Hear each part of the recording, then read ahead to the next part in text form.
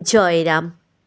বেলা ৯টার সময় বিধুদা নিয়োজিত একখানি বড় মোটর গাড়ি করে ঠাকুর, বিধুদা এবং অন্যান্য ভক্তদের সঙ্গে নিয়ে চট্টগ্রামে কৈবল্যধামে পাদদেশে আসলেন।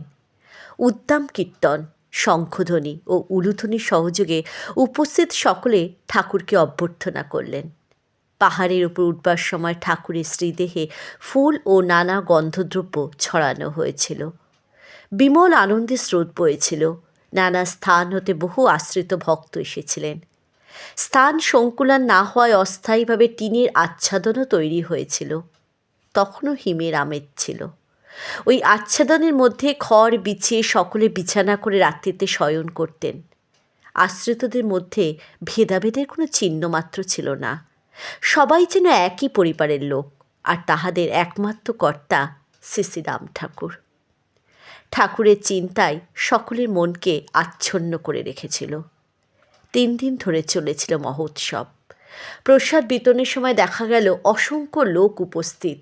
তখন কৈবল্যধামে স্থান খুব সংকীর্ণ ছিল। প্রসাদ পাবার জন্য লোকের এত আগ্রহ কোনো দিন দেখা যায়নি। একবার কলার পাতা পেতে আর উঠাতে হয়নি। একই পাতাতে প্রত্যহ রাত্রে ১২টা পর্যন্ত সবাই প্রসাদ গ্রহণ করেছিলেন। জীবনে অনেক মহোৎসব হয়েছে, কিন্তু কোনো দিন এইভাবে একই পাতায় বারবার প্রসাদ পেতে খুব কমই দেখা গেছে। সমস্ত দিন ধরে প্রসাদ বিতরণ করা হয়েছিল, কিন্তু কর্মীদের অক্লান্ত পরিশ্রমের জন্য কোথাও কোনো অসুবিধা ঘটতে পারেনি।